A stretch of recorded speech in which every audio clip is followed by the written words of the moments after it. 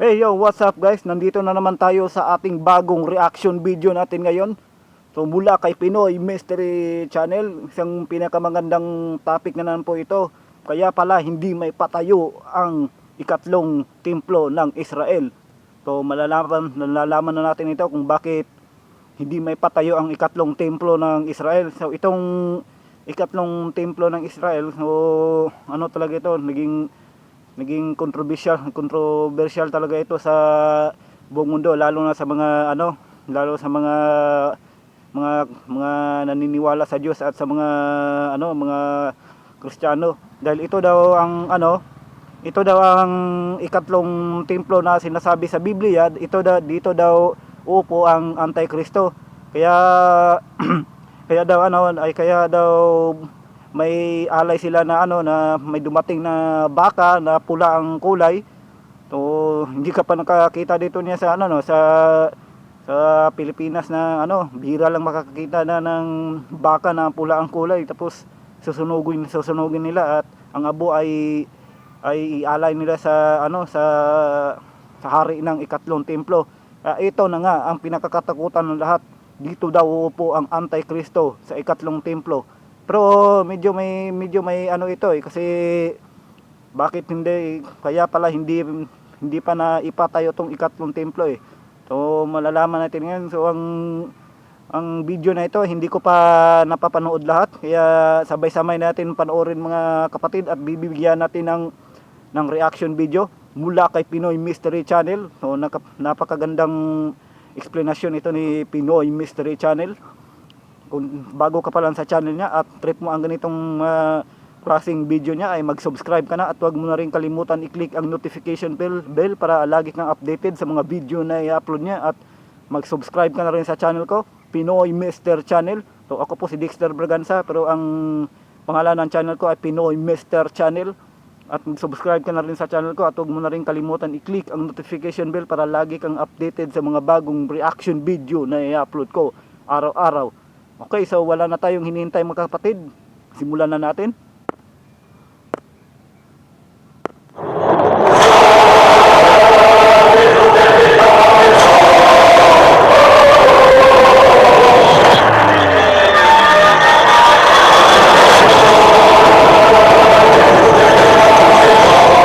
Ang paggawa sa ikatlong templo ng Diyos na pinakahihintay ng mga Hudyo mula sa iba't ibang panig ng daigdig ay tila nalalapit na, lalo na ngayong nasaksihan ng pagdating ng pulang baka sa Israel.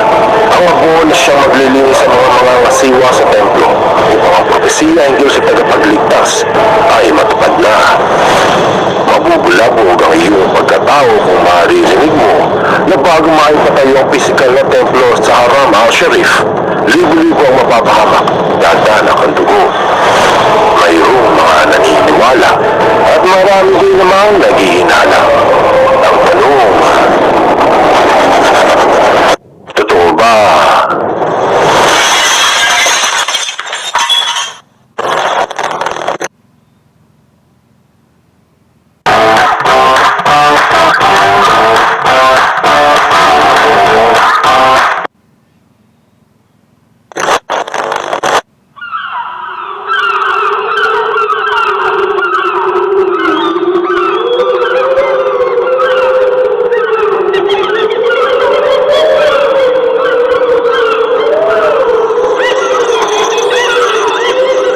May pangbalita na nanggagaling sa Israel mula pa nang pinadala doon ang tinaguriang red heifer o ang babaeng pulang baka. Ito ba ang hudyat na nalalapit na ang pagdating ng tagapagligtas ng mga Hudyo o kapahamakan sa buong mundo? Ayon sa paniniwala ng mga Hudyo na nakabase sa Torah o sa 5 libro na isinulat ni Moses, mababasa ang propesiya hinggil sa kontrobersyal na pagpapatayo ng ikatlong templo. So iba kasi dito ang uupo sa ikatatlong templo mga kapatid. Akala nila itong uupo nito, ito talagang tagapagligtas nila. Kasi nga naband na nga doon si ng ating Panginoong Hesus sa hindi na sila naniwala sa ating Panginoong Hesus. Hindi na raw sila naniniwala kay Jesucristo na kanilang tagapagligtas, dahil iba raw ang inaasahan nilang tagapagligtas na darating. Pero ang darating pala doon ay isang antikristo na una, ano pa, akala mo mabuting tao pero nasa loob pala yung kulo. Akala mo isang maamong tupa pero isang tigre pala na nananakmal. Nasusundan ng pagdating ng Mesiyas. Ngunit saan nagmula ang propesiya ng ikatlong templo? Nagmula ang kautusan hinggil sa pulang baka noong pangpanahon ni Moses. Sa libro ng mga bilang, ang utos ay, sabihin mo sa mga anak ni Israel na sila'y magdala sa iyo ng isang mapulang dumalagang baka na walang kapintasan, walang dungis, na hindi pa napapatungan ng pamatok. Datapot iba-iba ang ginagamit na kataga kung babasahin sa ibang bersyon ng Biblia. Maliwanag ang tuntunin ng pulang baka ay isa sa mga kinakailangan sa malinis na pagsamba. Mababasa rin ito sa Mishnah, libro ng mga pinagsama-samang alituntunin ng mga Hudyo. Ang bawat detalye kung paano iaala ito, sinong tatanggap at saan magmumula. Batay sa Jewish oral tradition, siyam na pulang pakang naialay na mula sa panahon ni Moses, pangalawa ni Ezekiel, sumunod ni Simon the Just, tapos ni Yohanan, ni Elionai, Anamim, at Ishmael. Ang siyam na pulang baka na tinanggap ng mga angkan ni Aaron, pamilya ni Nutusan upang maging tagapaglingkod sa templo ng Diyos. Hanggang sa nawasak ang unang templo sa pananakop ni Nebuchadnezzar at ang pag-iba sa pangalawang templo taong 70 CE dahil sa pag-imagsik laban sa mga Romano. Ito ay kaganapang hindi makakalimutan ng angkan ni Israel dahil nagkawatak-watak ang buong lahi at nagkalat sa ibang bahagi ng daigdig. Ganun pa man, ang pag-asa na sila ay maibabalik sa lupang pangako ay hindi masisira dahil sa propesiya ng propetang Isaias. Itataas ng Panginoon ang isang bandila para ipakita sa mga bansa na tinitipunan niya ang mga mamamayan ng Israel at Juda mula sa iba't ibang dako ng mundo. Salaysay na nakatanim sa puso ng mga Hudyo at pinaniniwala ang unti-unting nagaganap matapos ang ikalawang digmaang pandaigdig. Yan Mayo taong 1948 nung isinilang ang Estado ng Israel. Dito naliwanagan ng mga Hudyo sa katuparan ng propesiya na sila ay magbabalik. Subalit ang pangyayari ay hindi nagdulot ng katahimikan. Bagkus ay napakalaking kaguluhan sa lupain ng Palestina, partikular na sa Temple Mount. Dahil doon nakatirik ang Dome of the Rock at ang Al-Aqsa Mosque, pangatlo sa pinakasagradong lugar ng Islam. Dahil dito imapak si Muhammad bago pumunta ng langit. Ano't ano pa man ang mga kaganapan, batay sa ulat ng Temple Institute ng Israel, sa mga itinaguyod upang pangunahan ang pagpapatayo ng ikatlong templo. Nahanda na raw ang mga gamit ay ilalagay sa loob, kasama ang gintong minora, ang mga altar at marami pang iba. Gawa na rin ang disenyo ng gusali na binase sa libro ni Ezekiel. Pati yung mga magsisilbi sa templo, ang angkan ni Levi ay sinasanay na rin upang maglingkod sa pagdating ng tagapagligtas ng sanlibutan.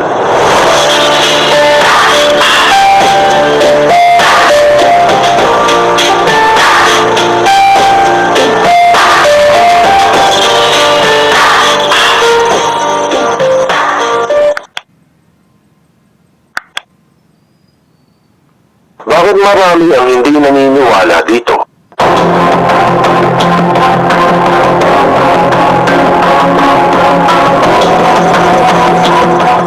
Ang paggawa sa ikatlong templo ay kinagagalak ng maraming Hudyo at mga Kristiyano, lalo na ng mga Orthodox Jews o ang mga tradisyonal na Hudyo na gustong ibalik ang pamunuang Sanhedrin na sumusuporta sa plano ng Temple Institute. Ngunit hindi lahat ay sang-ayon. Pero kahit sino pa dyan ang tumutol dyan, mga kapatid, na may patayo yan, kahit ano pang mangyari, ano na yan nakasulat na talaga yan sa Biblia, propesiya ng Biblia na nakapropesiya na yan na ito talagang ikatlong templo ay wala na talagang makakahadlang dito, ay maipatayo na talaga dito para itong ang Antikristo ay Ito nga, itong Antikristo, itong kalaban ng ating Panginoong Hesus eh.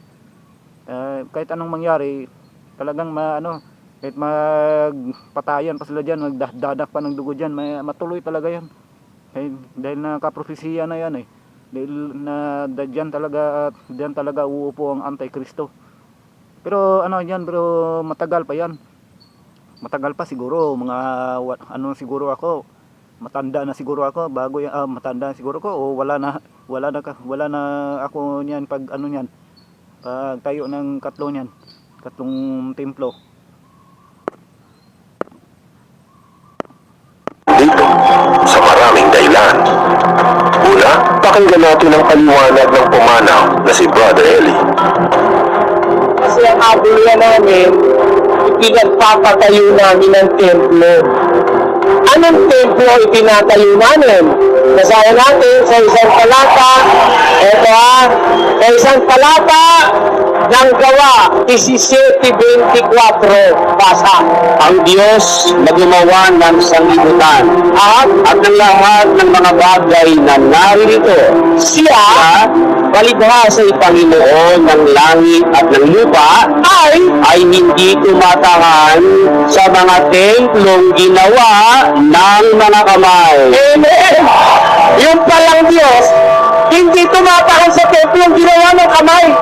Kaya hindi kami nagpapatayo ng mga templo kagaya nila. Hindi naman tatahan ang Diyos, hindi ako simbolo ng pera ng Diyos. Maririnig ayon sa ang dating daan na hindi tumatahan ng Diyos sa mga templong gawa ng kamay. Kung ganon, ang gagawing ikatlong templo ay walang saysay, kahit mapatayo pa ito ng mga Hudyo. Kung hindi ka naniniwala kay Pastor Soriano, ito ang sabi ng Simbahang Katoliko sa Catholic.org. Sinabi ng simbahan ay naniniwala na ang ikatlong templo ay naisakatuparan na nung dumating si Hesukristo. Sa maniwala ka man o hindi, halos ganun din ang paniniwala ng mga iglesia ni Kristo hinggil sa templo ng Diyos.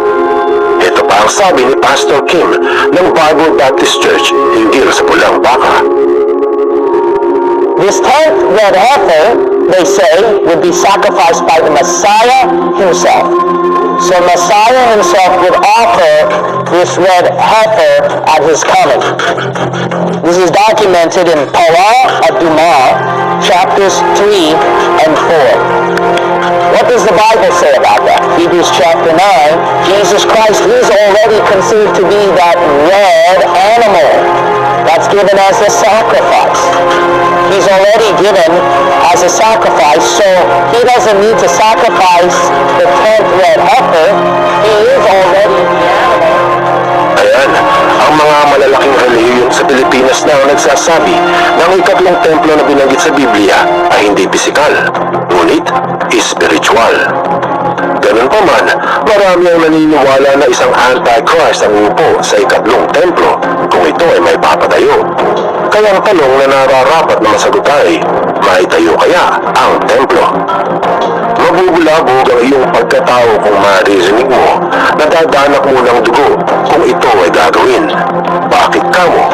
Bagamat maraming balakid para itayo ang sambahan o ikatlong templo ng mga Hudyo, katulad ng red heifer na ayon sa tradisyon ay kailangan ipanganak sa Israel mismo, hindi sa ibang bansa.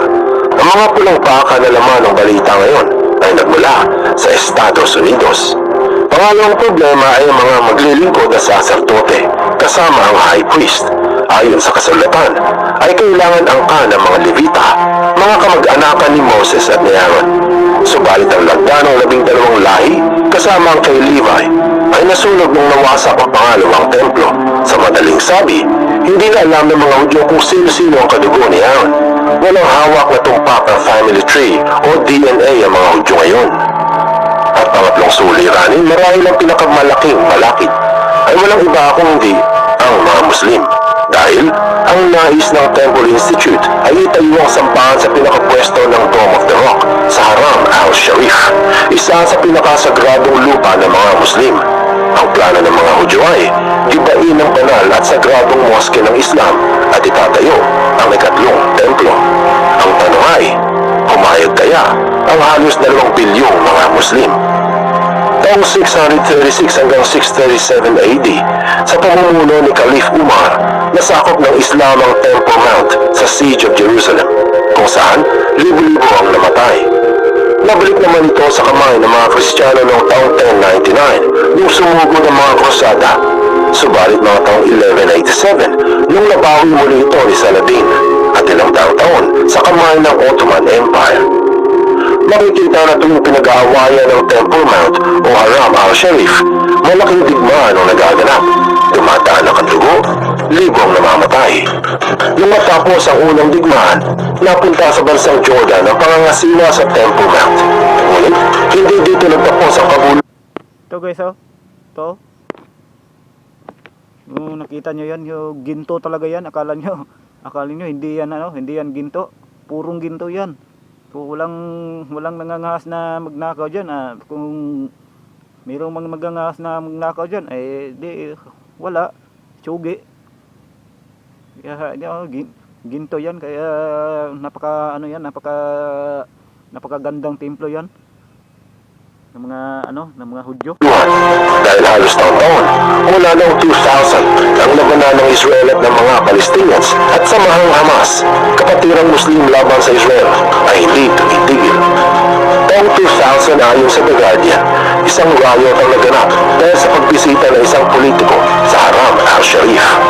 2001, sa New York Times, laban ng Israeli at Palestina, sumabog muli. Taong 2002, pinaslang ang pinuno ng Palestina na si Raed al-Karmi na sinundan ng mga suicide bombings. Kung magpapatuloy, taong 2015 sa AP News, dumarami na raw ang atake ng mga Palestinians sa Israel.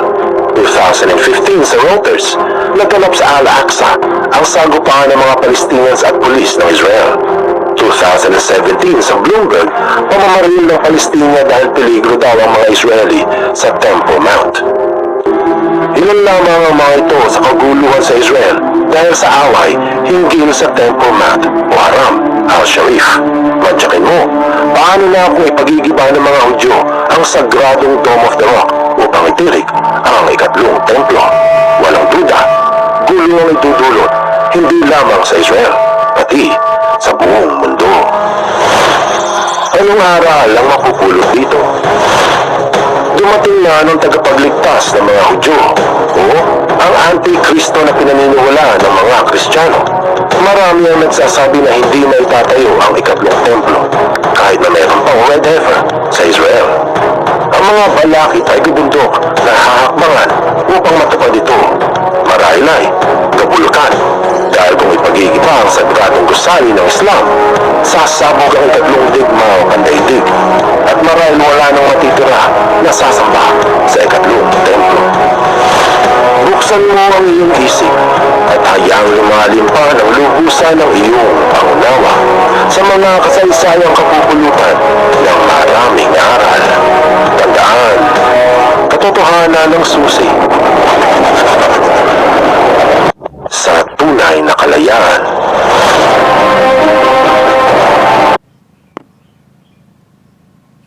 Grabe napakagulo talaga doon sa sa Israel.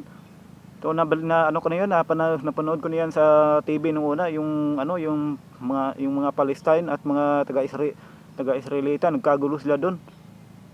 Ito pala ang dahilan. So, grabe, sobrang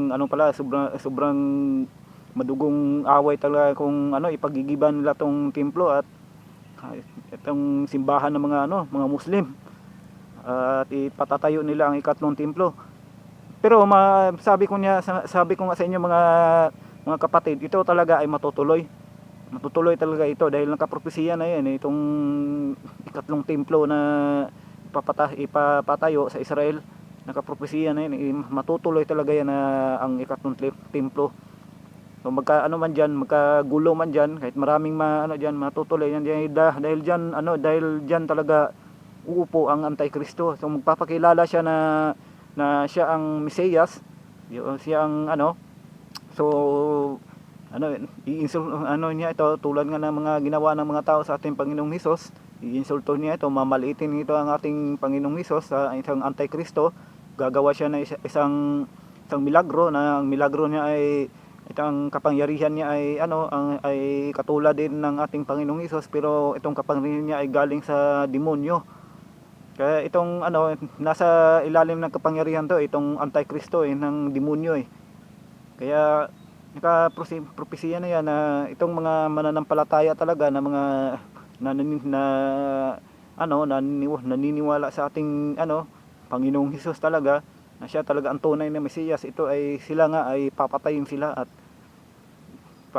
at itong hindi na tataka ng mark of beast o 666 sa noo, saka sa sa kamay daw diyan sa kamay pa daw diyan ilalagay.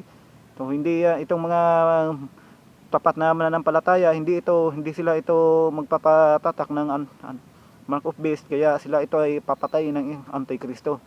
So sobrang gulo niyan pagka na yan.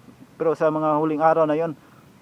Okay, so ito naman may bagong kaalaman na naman tayo mula kay Pinoy Mystery Channel, mga kapatid, at salamat po sa inyong panonood, at magkikita-kita tayo sa ating bagong reaction video. At kahit ako mas na-shock din ako dito na ganito pala ang mangyari kung maipatayo na ang ikatlong templo. Salamat po sa inyong panonood. Inuulit ko, at mag-iingat po kayo palagi, mga kapatid. Hanggang dito lang po. Peace out.